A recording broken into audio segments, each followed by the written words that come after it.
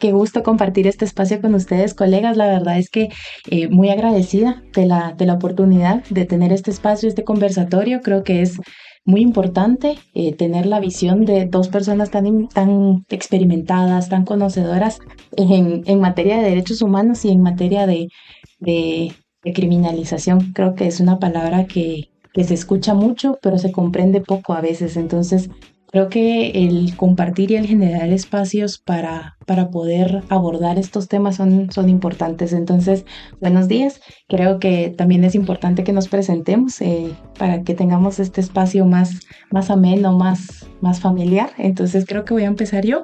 Mi nombre es Andrea Argueta, soy abogada, soy asesora jurídica en Abogados Sin Fronteras Canadá. Creo que el compartir con ustedes es bastante... eh, es un honor, en pocas palabras, es un honor escucharlas, compartir esta cercanía con ustedes. Y también creo que es importante dar gracias a Abogados Sin Fronteras Canadá y particularmente a la Embajada de Canadá que nos permite tener estos espacios físicos y estas oportunidades de llevar los derechos humanos de una manera más accesible. Entonces, si quieres, empiezas tú con presentarte. Sí, buenos días, compañeras, licenciada Andrea, licenciada Claudia, un gusto estar acá con ustedes compartiendo, discutiendo sobre el tema de derechos humanos, ¿verdad? ¿Y qué ha significado para nosotras? Pues mi nombre es Nancy Cinto, yo soy maya cachiquel, soy migrante interna, he estudiado ciencias jurídicas y sociales también.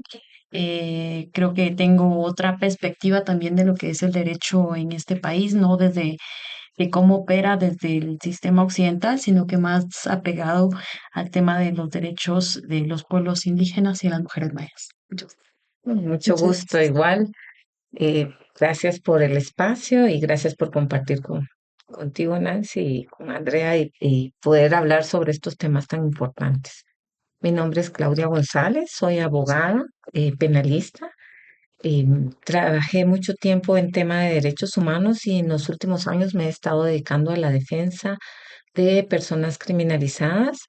Y hubo un momento en que yo en una discusión me dijeron, no, tú eres una defensora de derechos humanos, no me visualizaba así y fue bien importante evidenciar que la defensa, identificarnos como defensores de derechos humanos tiene una importancia por el trabajo que realizamos y hasta después me di cuenta, pero eso será la parte de la discusión y es un Así es. gusto compartir con ustedes.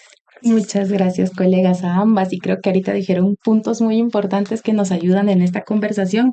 Y creo que lo que quiero resaltar primero es lo que acaba de decir usted, Claudia, de que no se visualizaba como persona defensora de derechos humanos. Y qué importante, porque al final todos los que nos movemos en este ámbito somos defensores y defensoras de derechos humanos y a veces cuesta autonombrarnos así y entender qué significa y hasta dónde llega el ser una persona defensora de derechos humanos. Entonces creo que si podemos compartirnos un poco cómo fue, por ejemplo, usted que se dio cuenta que era defensora de derechos humanos, ¿qué implica este contexto o esta denominación en su vida?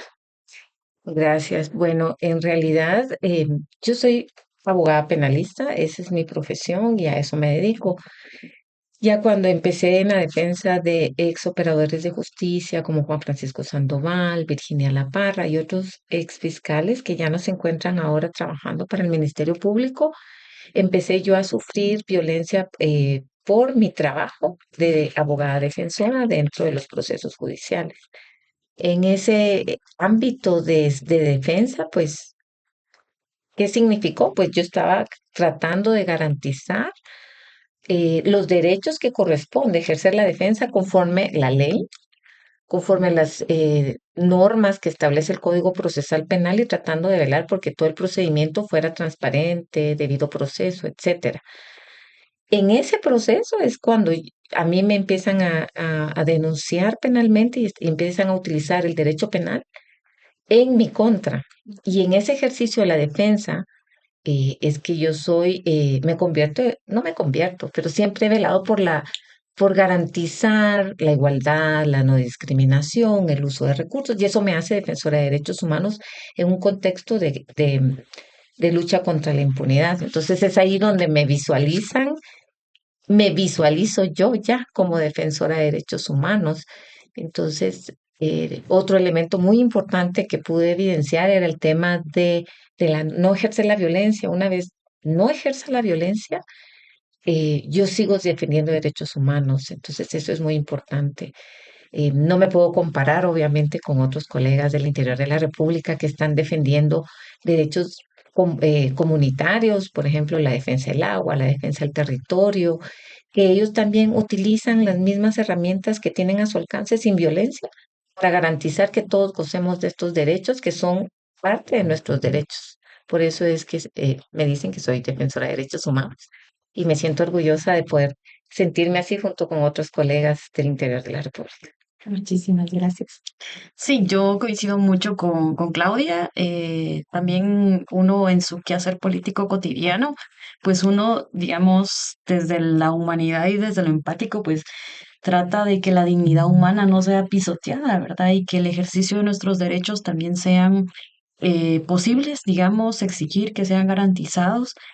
Sin embargo, en mi caso, desde mi captura, digamos, yo nunca, antes, previo a eso, no me había nombrado como defensora de derechos humanos, sino que surge a partir del reconocimiento, digamos, de todos los espacios políticos, partidarios y en los cuales he estado, digamos, tanto de organizaciones de mujeres indígenas, como de juventudes y de otras. Entonces, ahí fue donde y me di cuenta o se me autonombra, digamos, de alguna forma como defensora de derechos humanos. Creo que es muy complejo que uno misma, siento que es como una atribución social que también a uno le dan, es como, bueno, no eres Claudia, no eres Nancy, eres una defensora de derechos humanos por lo que haces y que muchas veces también sistemáticamente a nosotras las mujeres nos ha costado mucho autorreconocer lo que hacemos. Entonces, cuando suceden estos temas de criminalización, te nombran, te autonombran y entonces caes en cuenta de que, ah, bueno, eso es lo que hago, ¿verdad? O eso es como me debo de autonombrar o autorreconocer, pero también ha sido una responsabilidad política, ¿verdad? De cómo asumir esta defensa de los derechos humanos. Y lo que dice Claudia me parece muy importante porque una persona defensora de derechos humanos no puede nombrarse defensora de derechos humanos si vulnera otros derechos. Entonces, es un reto constante. Humano también porque somos humanas y somos erróneas, no voy a decir que no hemos ejercido la violencia porque habrá, esa es otra discusión, ¿verdad? Pero siento que sí es un reto constante de ser humanas, ¿verdad? Y ver esos errores en la cotidianidad, en la práctica y en cualquier otro espacio que podamos ejercerlo. Pero eso es lo que también me ha pasado y cómo se ha ido nombrando en el camino.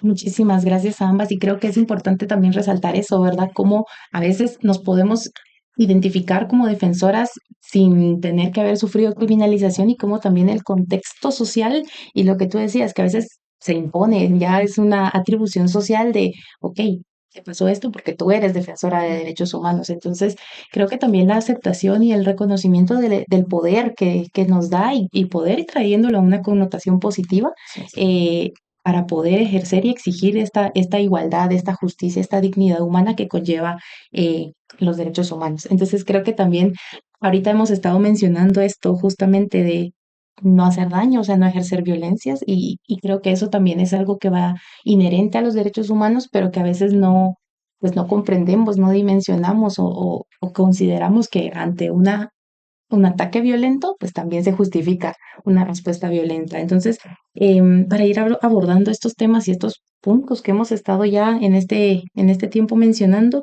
¿cómo entienden ustedes los derechos humanos? Si son estos universales o si hay incidencias al ser mujeres o pertenecer a una comunidad indígena, o sea, si vemos alguna diferenciación en el ejercicio de los derechos humanos.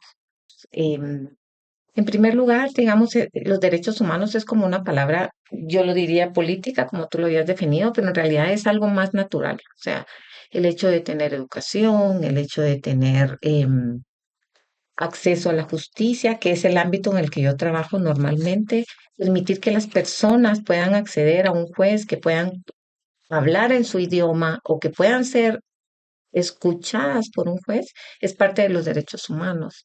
O sea, es un tema cotidiano, por eso es inherente y por eso lo vemos con mucha, no lo visualizamos porque tenemos de un lado la parte conceptual, pero por la otra la parte de vivencia, de la cotidianidad, de cómo lo vivimos. En mi ámbito particular como abogada, yo creo que sí debemos y debemos entender que la justicia es parte de lo que nosotros requerimos. El tener acceso a que un juez nos escuche o resuelva nuestro conflicto, cosas tan mínimas como el hecho de si yo me quiero divorciar, que me den una audiencia, pero vemos cómo toda esta parte conceptual y política se ha vuelto tan complicada que no permite que eso sea accesible. Ahorita hemos llegado a extremos tan grandes de que el hecho de que yo pueda reclamar un derecho tan simple pueda convertirse en un elemento que pueda ser utilizado en mi contra y puede violentar mis propios derechos. Y eso es lo que tenemos que revertir. O sea, en el caso de las mujeres, no podemos comparar que cuando capturan a un hombre o capturan a una mujer sean tratadas de la misma forma o sean llevadas del mismo lugar. Las mujeres tenemos necesidades aparte. Necesitamos de ser escuchadas. Y ese es un elemento también muy complicado porque las mujeres no estamos acostumbradas a hacer el uso de la palabra. Entonces, es muy difícil decir, mire, señor juez, yo necesito em, ser llevada al hospital porque estoy menstruando o tengo irregular mi menstruación. Y eso es parte de un derecho inherente a la mujer, pero que no lo podemos hacer reclamar en un espacio de justicia porque son otros los ámbitos. Y un ejemplo que se dio en esa de tan claro fue en el caso de Virginia La Parra, que en un debate tenía demasiado sangrado de su menstruación y la jueza no quiso darle acceso a salud. Y eso es un derecho inherente, o sea, no te pueden privar de ciertos derechos aunque estés privado de libertad. Y es por eso que debemos hacer reclamos de manera conforme a la ley, para eso está la ley, pero también necesitamos hacer reclamos, porque si no reclamamos, tampoco vamos a tener una respuesta, aunque sea negativa. Y es ahí donde empieza la construcción del acceso a la justicia. Siempre es considerado que en el tema de mujeres nuestras luchas siempre son solidarias, comunitarias y de todas las mujeres, porque vemos algo que no ven los hombres. Y así lo he visto cuando es en el tema de acceso a las mujeres. Muchas gracias. Juanse. Sí, yo veo como el tema del derecho un poco más amplio, ¿verdad? Como no solo es el derecho a la justicia, a la infraestructura, a la salud, o sea, todos esos derechos básicos, digamos, que deberían de estar dentro de la cotidianidad, sino que hay otros derechos estructurales históricos, como el derecho a la memoria histórica, ¿no? Que va pegado al tema de justicia. Si no hay justicia, no hay memoria histórica, no hay resarcimiento, no hay un reconocimiento de las atrocidades que se han cometido en el país. Entonces, para mí el tema de los derechos humanos o promover y proteger los derechos humanos es todo un conjunto de necesidades básicas, pero también históricas, que por supuesto las podemos ir nombrando, pero en el caso de Guatemala todo se tiene que legalizar para que sea reconocido, ¿verdad? Si no está legalmente reconocido, pues entonces no existe esa exigencia y aunque existe, creo que lo hemos dado cuenta que la misma Constitución habla de muchos derechos, hay convenios internacionales, nacionales que garantizan como estos derechos, sin embargo, no se cumplen, ¿verdad? Su cabalidad. Y pues ya en los territorios, pues hay otros derechos. Siento que estamos, digamos, hay un atraso en Guatemala en el sentido de que en otros países pues se habla que el agua, eh, eh, el territorio son sujetos de derecho y ahí en Guatemala no hay esa discusión, no está como catalogada de esa manera. Entonces no solo hay derechos humanos, sino también la naturaleza misma tiene derechos, ¿verdad? De protección, de cuidado y es por eso que también existimos varias personas que defendemos, digamos, dónde habitamos. Entonces, eso es muy importante. Muchas gracias a ambas y creo que las perspectivas que nos dan para también comprender los derechos humanos y sus alcances son enriquecedoras. Lo que tú mencionabas ahorita, ¿verdad? De reconocer ese derecho del agua, o sea, y que los ríos inclusive pueden llegar a tener, o sea, a ser sujetos de derecho. Por ejemplo, la jurisdicción en Colombia que ha hecho varias sentencias en las cuales reconoce que un río es sujeto de derechos y con base en ellos se tienen que generar políticas, acciones para garantizar la integridad de ese río, porque se reconoce no solo que el agua es vida, sino también las incidencias que tiene para el desarrollo y el acceso a los derechos humanos. Y creo que son discusiones importantes que merecen ser nombradas y agradezco también que las traigas a la conversación. E incluso lo que usted mencionaba también, Claudia, estos derechos de las mujeres que son inherentes y que muchas veces por estar privadas de libertad se cree que O sea, el sistema en ocasiones pues también genera esa creencia de que se pierden estos derechos y exigirlos es importante y es necesario porque es una realidad que muchas mujeres están sufriendo ahora mismo y que los derechos humanos justamente ese es su objetivo, ¿verdad? Son tan diversos, son tan inherentes y tan necesarios, o sea, tan fundamentales para garantizar esto, la dignidad de la persona. Entonces, creo que sus aportes pues nos ilustran mucho y se agradecen porque son puntos que a veces se nos olvida que son parte de los derechos humanos. Entonces, muchas gracias por eso. Y creo que también aprovechando la experiencia que tienen ustedes y el desarrollo que han llevado en este ámbito de derechos humanos, creo que podemos hablar de la visión de las mujeres en la política y en los espacios públicos. ¿Cómo ven ustedes la realidad ahora para que las mujeres puedan acceder a espacios públicos o que no puedan acceder? O sea, ¿cómo ven ustedes esa realidad o cuáles son los retos que como sociedad estos últimos años tal vez hemos enfrentado en cuanto a las mujeres y este acceso a espacios que al final son luchas constantes, pero que creo que Sí, también podemos nombrar? sí, en el caso de la participación política de las mujeres mayas, siempre existe un retroceso, digamos, es un retroceso o una nula participación histórica desde el momento del derecho al voto, ¿verdad? Que primero votaban las mujeres letradas, digamos, o que tenían educación y no las mujeres mayas, ¿no? Y conforme el tiempo pues ha venido cambiando ese proceso. Sí es una deficiencia, o sea, sí es una deuda histórica, ¿verdad? Para promover y garantizar la participación de las mujeres mayas dentro de cargos públicos. Y digamos, el ejemplo más cercano son las elecciones 2023. Solo hay una alcaldesa de San Pedro La Laguna, si no estoy mal, que es la única de 338 municipios. La actual diputada Sonia Gutiérrez, ¿verdad? Dentro de 160 diputados. El proceso de elecciones, pues no hay como no hay una estructura, digamos, que las genere incluso los mismos partidos políticos para que las mujeres, digamos, en su diversidad étnica puedan participar y no, digamos, las compañeras mayas, ¿verdad? Y que también hay limitaciones como los recursos económicos, no hay una conciencia social, o sea, todo es proselitismo, entonces eso también va generando de alguna forma que las condiciones para que una compañera maya o una compañera no maya llegue digamos, estos espacios públicos de elección sean complejos.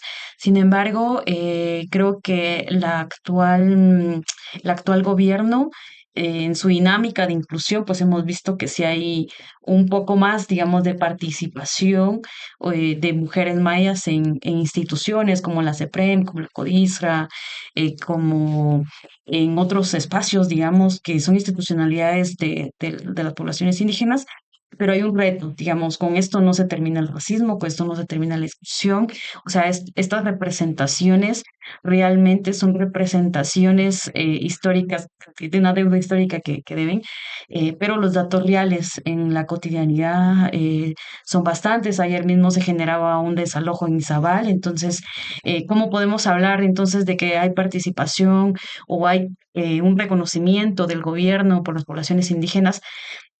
Mediáticamente o públicamente pueden hacer una acción, pero en los territorios hay desalojos, hay criminalización y hay otras dinámicas, ¿verdad? Entonces esto también contradice un poco a los supuestos avances que va teniendo. Hay varios retos y creo que los retos más grandes se ven para las elecciones 2027 porque no hay partidos políticos, ¿verdad?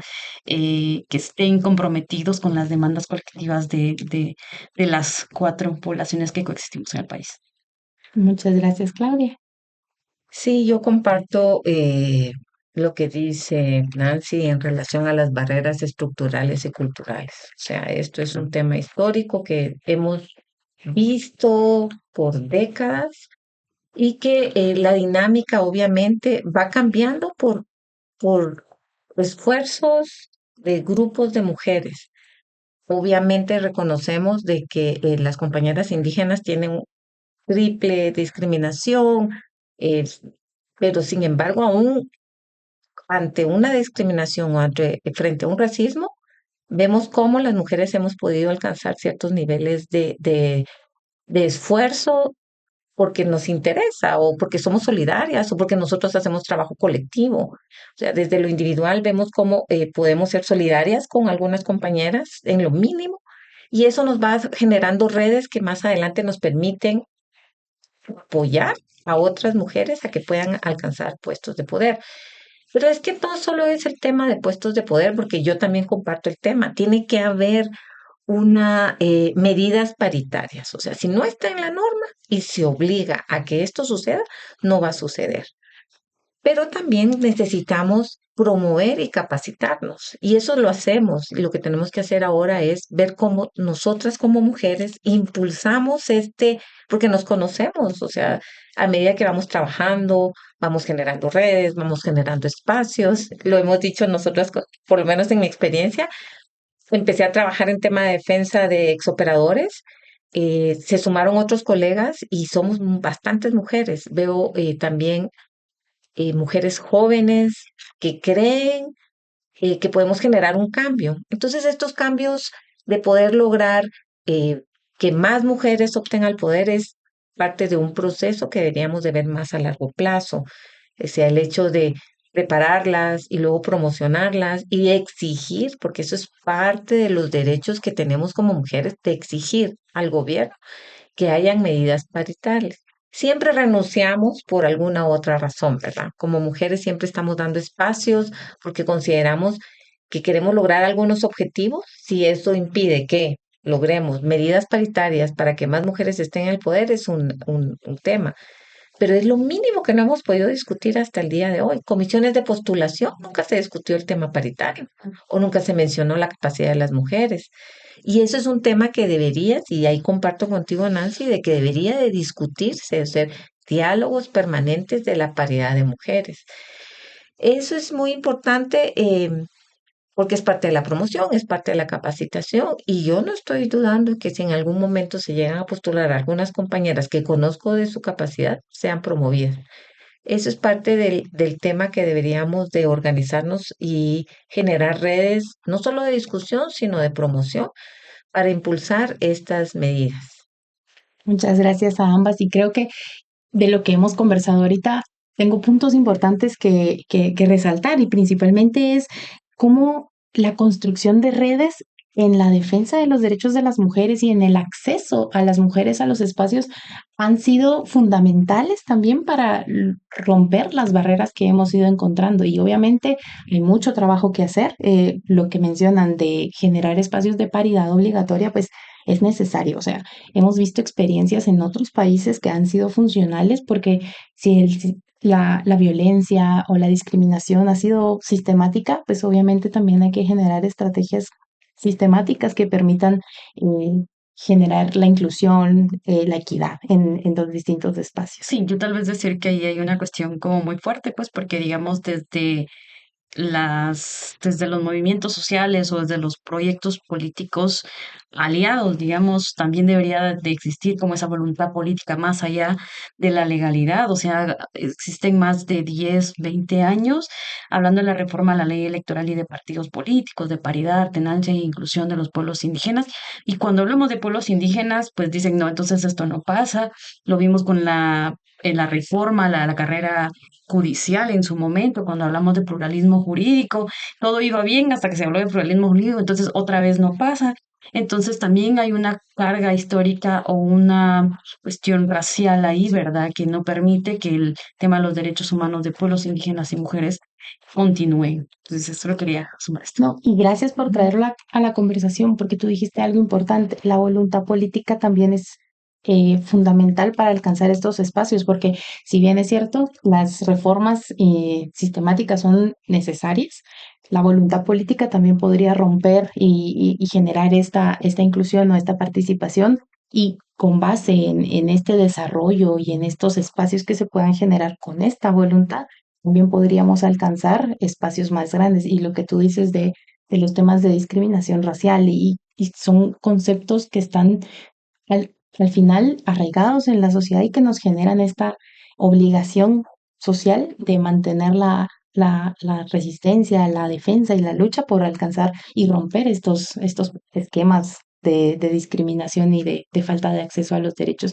Y hablando de eso, creo que ya es algo que se hace, esta resistencia, esta lucha, este velar por los derechos humanos es algo que se hace y que se ha hecho por años, pero también ha llevado consecuencias para quienes van y dan la cara para exigir estos derechos. Y es lo que hablábamos un poco al principio, ¿verdad? De estos espacios de criminalización. Ustedes comentaban que, pues, por ejemplo, Claudia, que hasta que fue la defensa de derechos de las personas que estaban siendo perseguidas, y tú también, ¿verdad? En cómo la sociedad pues, te reconoció como defensora de derechos humanos a raíz de que fuiste perseguida y criminalizada. Entonces creo que al hablar de este concepto de criminalización, hablamos de personas defensoras que han estado presentes defendiendo territorios, defendiendo derechos humanos, velando porque la impunidad y la corrupción en Guatemala también, pues, desaparezcan, que es como el ideal. Entonces, ante este panorama de resistencia y de persecución, ¿qué esperan? No, ¿qué esperan, verdad? ¿Qué entienden ustedes por criminalización para explicarlo de una forma más sencilla o también desde la propia experiencia?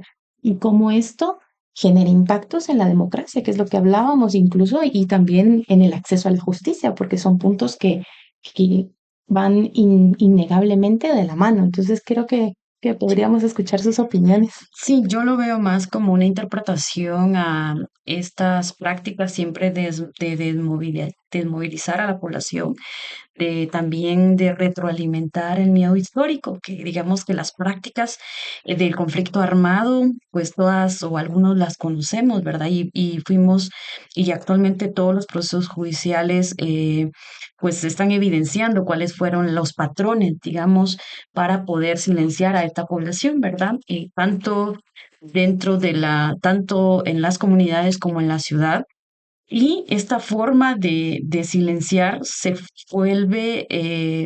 muta, digamos, a través de la instrumentalización y el mal uso del derecho penal, ¿verdad? Y esto mismo pues siento que recae nuevamente a a ese imaginario de estas élites de seguir construyendo al enemigo interno, ¿verdad? Desde otras visiones, desde otras formas, pero sostienen esa idea del enemigo interno, que somos quienes defendemos derechos humanos o quienes discernimos, digamos, de sus posturas políticas, de sus proyectos políticos o sus formas de gobernar, ¿no? Entonces, esta dinámica de la criminalización pues también construye una narrativa, digamos, ideológica, hegemónica, de que también las personas que defendemos derechos humanos, que están en los territorios, que están en la ciudad, que defienden o están en contra de la impunidad, o defendemos la democracia y todo lo que hemos hablado desde 2015 para acá o antes del 2015, también somos un obstáculo, ¿verdad? Per se, y la forma de eliminar esos obstáculos son implementando estos mecanismos de miedo y cooptando la institucionalidad. La institucionalidad creo que que ha estado siempre cooptada, ¿verdad? Solo que a manera que estamos disputando o pensando que la recuperación institucional es posible, se van reforzando esos mecanismos también para no responder a la población. Entonces, producto de ello, creo que es también los procesos de justicia transicional que hemos visto, como el caso de las abuelas Achí, el caso del genocidio Ixí, las abuelas también de Sepulsarco, ¿verdad? Estos casos, digamos, han sido una respuesta a una deuda también judicial para poder nombrar lo que sucedió en el pasado y que producto de ello, digamos, hay jueces como el juez Miguel Ángel Gálvez fuera, ¿no? Y otras y otros jueces que a partir de ese compromiso con la justicia de la verdad, también han sido exiliados. Entonces, hay un retroceso en materia de muchos derechos en temas de justicia y que a pesar de ello, pues las mujeres siguen poniendo ahí las fuerzas, alcanzando la justicia después de 10, de 20, de 30 años, la última sentencia con el tema del caso del hogar seguro, ¿verdad? Las madres, las familias, o sea, las mujeres siguen poniendo el cuerpo en esa defensa de la verdad y la justicia. Muchas gracias, Claudia. Sí, yo comparto mucho de lo que dice Nancy y es como un tema, es como una línea de tiempo en la que vemos, porque la parte que dice Nancy es muy importante. O sea, el tema de después del conflicto armado y de justicia transicional, que era una de las deudas que tenía el Estado de Guatemala para las víctimas, es el hecho de reconocer que eran víctimas y por qué fueron en su momento la comisión de tantas violaciones a los derechos humanos. Pero parte de ese reconocimiento es la justicia, es un eje central que tenemos que visualizar. ¿Cómo lo veo yo ahora? La criminalización ha sido como un instrumento, como una herramienta de poder para quitar del camino a aquellas personas que están trabajando por ciertos derechos. La búsqueda de la justicia transicional, la lucha contra la corrupción, la lucha contra la impunidad. Pero ¿qué ha pasado en ese tema? Los últimos patrones de criminalización que se ha visto es esto, cómo se ha hecho una narrativa de ideológica para justificar que las personas en su trabajo estaban haciendo algo político y no algo de justicia. Ese es el caso de los exfiscales o de los jueces que trabajaron en casos de justicia transicional. Pero va un poco más allá porque ahora tenemos algunos como elementos de los patrones, por ejemplo, el hecho de que las redes empiezan a publicar cosas de la gente defensora de derechos humanos. Lo hizo mal, él tenía tales vínculos, o empiezan a infundir información del proceso penal para infundir miedo. Y eso es parte del fenómeno del conflicto armado interno. O sea, parte de la narrativa, parte del miedo. ¿Para qué? Para que tú ya no puedas seguir trabajando en lo que estás trabajando, en la defensa y protección de los derechos humanos. ¿Para proteger qué? Justicia, naturaleza, agua, derechos de mujeres, derechos de indígenas, dignidad de la mujer, por ejemplo.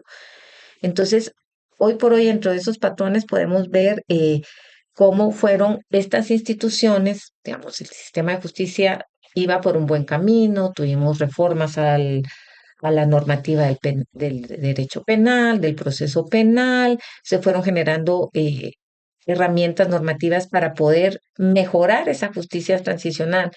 eh, Normativa para proteger a las víctimas, normativa para que ellas pudieran declarar, juzgados especializados que pudieran conocer casos de macrocriminalidad o de justicia transicional. ¿Y qué ha pasado? Fue cooptado, que esa es la palabra que he buscado, otra palabra que no sea cooptación, pero no hay otra palabra que tú puedas definir como estas redes corruptas toman la institución y ponen personas adecuadas. Yo siempre lo he dicho, las instituciones jurídicas están bien, el tema es cómo las interpretas. Te voy a poner un ejemplo muy básico. ¿Por qué te van a criminalizar por denunciar a un juez? Caso Virginia La Parra. ¿Por qué van a señalar a un juez como el licenciado Miguel Ángel Gálvez de utilizar de forma equivocada una herramienta? Lo hicieron contra él, pero no lo hicieron contra los demás jueces del sistema de justicia, que están actuando de la mismísima manera. ¿Por qué me van a criminalizar a mí por denunciar a una magistrada? ¿O cómo están tratando de votar un partido político por cuestiones del Tribunal Supremo Electoral y no lo han hecho con otros partidos, pero sí con un partido específico? Ujú. Entonces vemos cómo estas interpretaciones se van dando de manera equivocada solo para, con una narrativa equivocada, dando miedo, porque se publica en redes el miedo, y tenerle miedo a un proceso penal.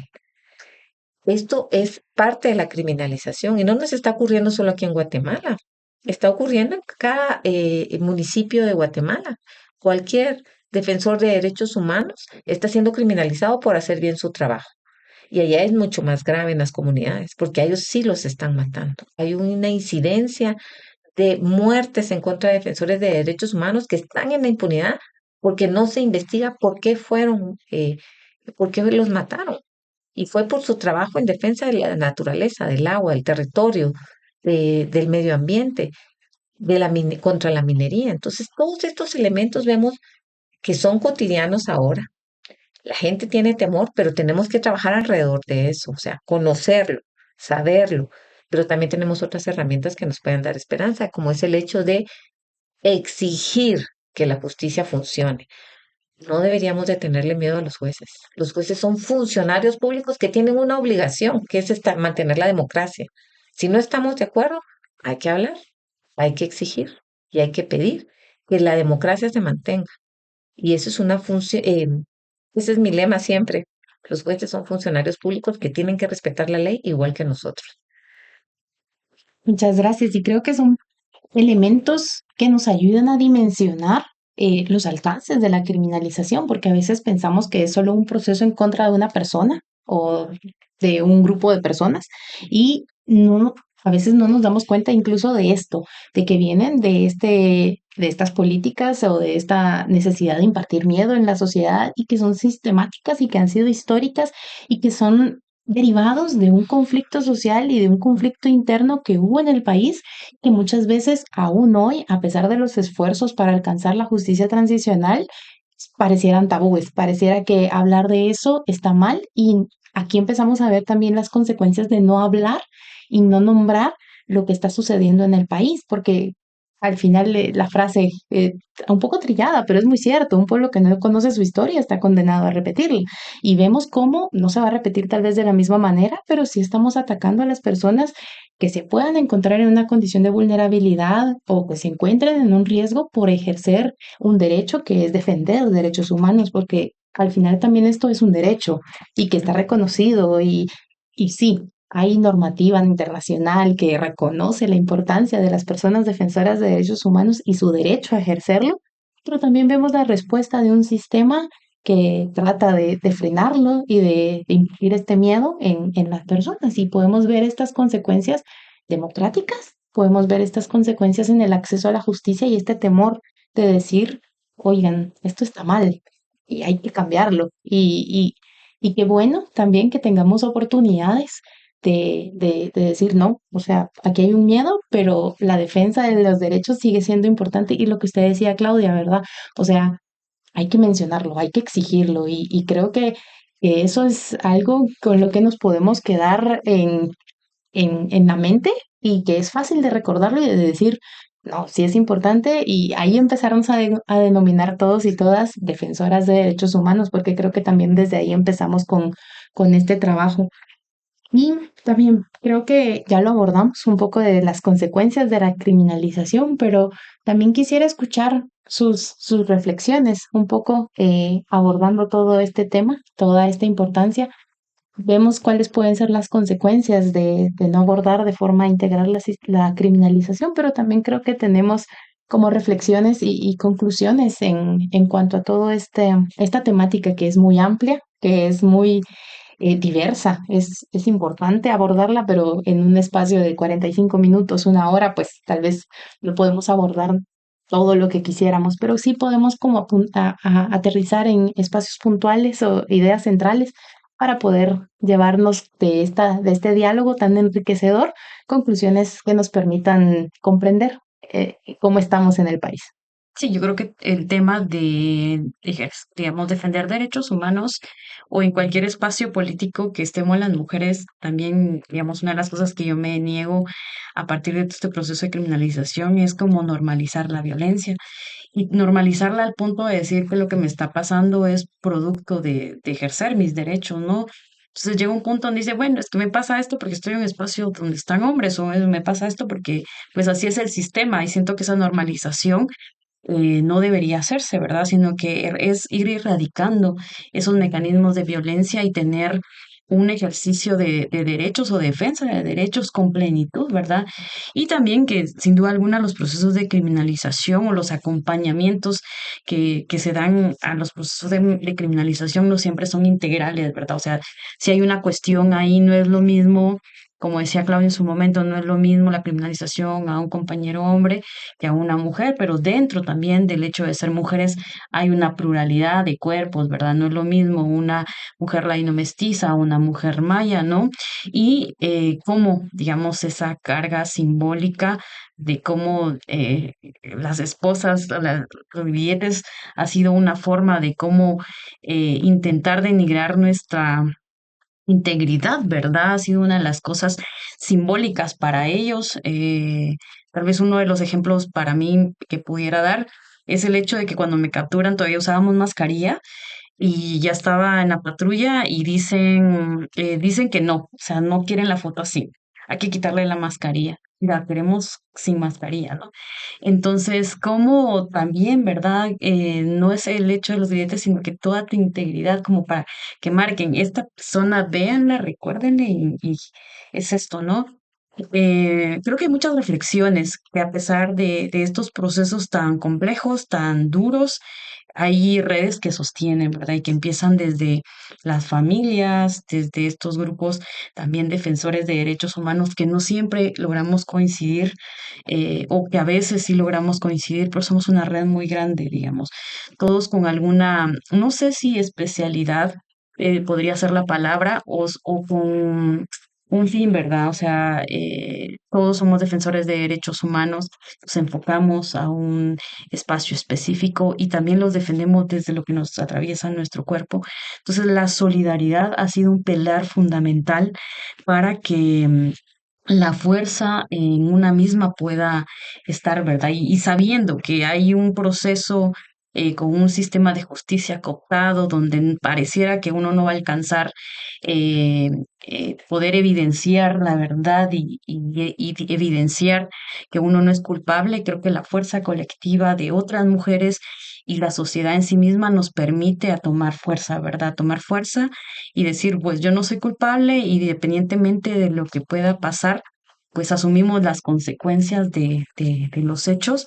No, también la idea no es caer en el martirologio, ¿verdad? También porque creo que también eso es bien perverso, asumir de que, bueno, me voy a prisión y eso, o sea, tampoco es eso. Creo que lo ideal sería no ir a prisión nunca, ¿verdad? O irse al exilio o perder la vida por defender derechos humanos, o sea, no es la vía. Sin embargo, creo que muchas de las personas que estamos en este espacio de defensores de derechos humanos, em, tenemos la fuerza también para seguir estando, defendiéndolos, y acuerpar a otras y a otros, porque sabemos de lo que hemos atravesado y lo complejo que es, el sistema, sobre todo con nosotras las mujeres. Gracias. Sí, es un poco complicado, Andrea. Las implicaciones de la criminalización atraviesa cada uno de los aspectos de la vida de la mujer, especialmente. Este, es difícil dimensionarlo porque en mi caso yo tuve que acompañar a varias compañeras que fueron puestas en prisión y fueron utilizadas precisamente como un mensaje, lo que tú decías, Nancy, el hecho de exponerlas, el hecho de ponerles grilletes, el hecho mismo de mandarlas a prisión cuando no cabía, mandarlas a lugares deplorables, que no es tanto porque todo el mundo que va a prisión va a los mismos lugares y los lugares son terribles. Eso no lo podemos negar. Pero el hecho de que una persona que no haya cometido delito te metan a prisión, que te alarguen los plazos para que mantengas mucho más tiempo ligada a proceso, que te mantengan en esta incertidumbre jurídica que de resolverse, porque las personas criminalizadas lo único que buscamos es recuperar nuestra dignidad. Ujú. Nosotros somos defensores de derechos humanos, no hicimos nada malo y nuestra dignidad está en juego. Queremos recuperarla y la queremos recuperar ya, pero el sistema de gente que utiliza el derecho penal como una herramienta de castigo porque te alarga, las consecuencias son graves. Por ejemplo, para lo que dice Nancy, nos visualizan en un aspecto diferente, ¿verdad? O sea, algo hizo, algo estaba metida. ¿Qué podríamos estar defendiendo? ¿Qué malo podríamos hacer si estamos defendiendo derechos humanos? Por un lado. Por otro lado, es esa diferencia de poder separarte, en el caso de mujeres, nos separan de nuestra familia, nos separan de nuestro ámbito cuando por un delito que no necesitas estar en la cárcel. Entonces, tú vas viendo cómo sí es utilizado el sistema penal porque no te tratan igual a ti como defensora de derechos humanos como a un criminal. Gente que ha robado millones de dinero, que podrían estar en hospitales, que podrían estar en escuelas, están libres con ese dinero. Mientras nosotros que defendíamos derechos humanos estamos en prisión. Eso es un tema bastante complejo. Vivimos, sí, agradecidas eh, por la solidaridad. Yo que pasé en prisión 82 días, eh, estuve como, digamos, en esta transición de soy defensora de derechos humanos o no, estoy en este proceso penal, pero recibía cartas de personas. Recuerdo una persona que me escribió una carta de Huehuetenango, un señor indígena mayor que pasó mucho tiempo en prisión, más de un año, me mandó una carta de solidaridad. Lo único que pudo hacer es darme más fuerza para soportar esta situación, porque ellos están en condiciones peores que nosotros, pero tuvo esa solidaridad tan linda de mandarme una carta y mandarme sus deseos de siga adelante, no se quiebre, estos son procesos largos. O sea, eso es lo que tú reconoces cuando decís la solidaridad o de personas que tú jamás te puedes imaginar que te llegan a prisión a darte, aunque sea un caldito, una fruta o darte palabras de aliento. Esos son los dos caras de la criminalización. Por un lado, un sistema de justicia totalmente alterado con tal de castigarte, pero por otro lado tenés gente que sabe que tu trabajo es importante para la defensa de la democracia y la construcción de un Estado de Derecho. Y que sin ese trabajo, saber en qué condiciones estaríamos. El mensaje aquí es conclusiones que podemos sacar. Hoy justamente cumplo 2 años de haber sido detenida y mis conclusiones es, si no hubiera pasado por esto, ¿dónde estaría yo? No tuviera este reconocimiento de la solidaridad, de gente que trabaja en derechos humanos, que su trabajo es más que valioso para todos. Reconocerlo para mí es muy importante y no puedo decir que fue un camino fácil, para nada. Pero la familia fue un pilar importante, más todo lo que ya he dicho, entonces no tengo más que palabras de aliento para continuar en el trabajo de la construcción de un Estado de Derecho que no se hace solo, es un trabajo colectivo. Yo tal vez, Andrea, perdón, quisiera sumar algo en términos de la dignidad, porque siento que la dignidad no la hemos perdido, digamos. Creo que si no tuviéramos dignidad no estaríamos enfrentando estos procesos judiciales, no estarían abiertos también, ¿verdad? Siento que la dignidad es algo que definitivamente no van a poder encarcelar, exiliar o matar, sino que la dignidad es la que va a estar ahí. Sin embargo, sí hay como una libertad a medias, ¿verdad? Lo que hablábamos anteriormente con Claudia, esa inhabilitación de podernos mover por otros departamentos, salir del país, digamos, con el trabajo que cada uno ejerce, sí es una libertad a media y sí lo que buscamos en mi caso es una libertad plena, ¿verdad? Y que también podamos evidenciar todas esas acciones erróneas del Ministerio Público y la verdad, o sea, también apelamos a la verdad en que se reconozca que estos casos fueron espurios, criminalización y que pues aquí estamos, no debemos nada a nadie, ¿verdad? Y que vamos a seguir estando presentes. Muchas gracias de verdad a ambas por contarnos su experiencia, porque creo que desde la vivencia, que lo dijo muy bien Claudia, no fue fácil, nos enseñan mucho. El estar con ustedes aquí y verlas, a pesar de los retos, a pesar de las adversidades y de todo lo que la defensa de derechos humanos ha traído en sus vidas, porque al final sí han tenido consecuencias y nos lo contan, ¿verdad? O sea, cómo la solidaridad, el estarse acompañadas, pues es importante, pero también es importante reconocerles a ustedes que están aquí y que siguen siendo un ejemplo para muchas personas que tal vez no se reconocen como defensoras de derechos humanos, pero las ven a ustedes, la vean a usted, Claudia, por ejemplo, que desde la defensa de personas, o sea, del ejercicio de la defensa técnica de una persona que está siendo perseguida, usted con dignidad, como bien lo decía Nancy, y da la cara y está aquí presente y sigue ejerciendo esto a pesar de que un sistema completamente abusivo está intentando constantemente afectarla, ¿verdad? Y no quiere decir que todos los días sean buenos, pero se agradece el que usted siga de pie, siga resistiendo, que es algo cansado y se lo reconozco también a Nancy. Lo hablábamos fuera de este espacio, ¿verdad? Que es algo cansado, que es algo que conlleva un quehacer diario, casi que de 24 horas, 7 días a la semana y que tal vez no es reconocido siempre, pero tú sigues igual mencionabas, ¿verdad? Que estabas estudiando Derecho y a pesar de que es este mismo espacio porque habías estudiado Derecho, pero que es este mismo espacio de la justicia y del sistema y que la norma, en teoría, nos tendría que enseñar el camino, aún así, con tu perspectiva, tú lo decías al principio, tú tienes una visión distinta de esta realidad porque muchas veces está centrada en una sola visión occidental, en una visión que discrimina. Y esa participación activa, a pesar de, como decía, de la criminalización que has enfrentado tú también, pues es inspiradora. para muchas mujeres indígenas, para muchas personas que en distintos espacios pueden encontrarse reflejadas te lo digo a ti, pero es en ambas, ¿verdad? Se pueden ver el reflejo de las luchas, de lo que debe de permanecer.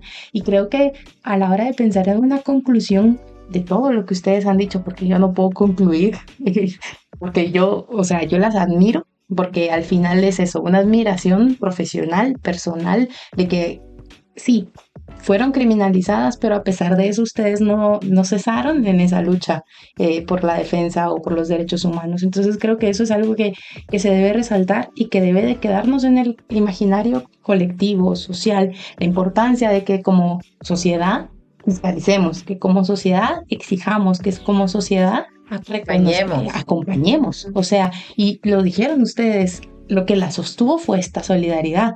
¿Y qué es lo que necesitamos? Que todos los demás nos demos cuenta de la importancia de acompañar. Están ustedes aquí conmigo hoy, pero hay muchas más personas que se encuentran aún criminalizadas, que no son tan visibles sus casos y que necesitan que una sociedad sea presente, que sea consciente y también que sea consecuente atendiendo a este uso abusivo del sistema penal que va en contra de personas y como los procesos no se cumplen, como ambas continúan con sus procesos abiertos, entonces, y ver las temporalidades de cómo han ido avanzando. Entonces yo de verdad les agradezco a ambas esta valentía, esta lucha y esta resistencia que hemos visto en ustedes. Entonces no sé si ustedes quieran decir algo más para ir cerrando. No, yo solo agradecer este espacio a las organizaciones que me invitaron y estar apoyando también a Nancy, que pues no ha sido presente mi acompañamiento, pero siempre tiene mi solidaridad porque compartimos un tema en particular y la admiro mucho y que siga adelante en esta lucha y que nos tiene a todos acá. Sí, muchas gracias. Sí, yo también agradecer, digamos, a estos espacios tan importantes para nombrar, digamos, la criminalización y que también no son como solo datos estadísticos, ¿verdad? De cuántas personas hemos sido criminalizadas en cada periodo administrativo del MP o de gobierno, sino que también somos personas que sentimos, ¿verdad? Que pasamos por procesos individuales y colectivos. También pues hay un reconocimiento, un aprecio, una admiración al trabajo de Claudia, ¿verdad? Y de muchas otras mujeres y que creo que son referentes políticos, jurídicos, ¿verdad? En mi caso que estudio Derecho, pues es un referente como abogada también, ¿verdad? Para, pues decir, aunque el sistema esté cooptado, pues podemos cambiar las cosas desde nuestras prácticas o ejercicio desde el derecho. Entonces, decirle, ¿verdad? Que también a veces los acompañamientos no pueden ser físicos como quisiéramos, pero energéticamente, créeme que también las energías de muchas personas han estado con nosotras y que también es energía, tal vez no física, pero que también nos dan fuerza y a todo eso, pues, gracias por generar este encuentro, digamos, en este día para usted también que menciona que se cumplen 2 años de su captura y que es algo que pues no se borra, ¿verdad? Es todo un proceso, ¿verdad? Es todo un proceso.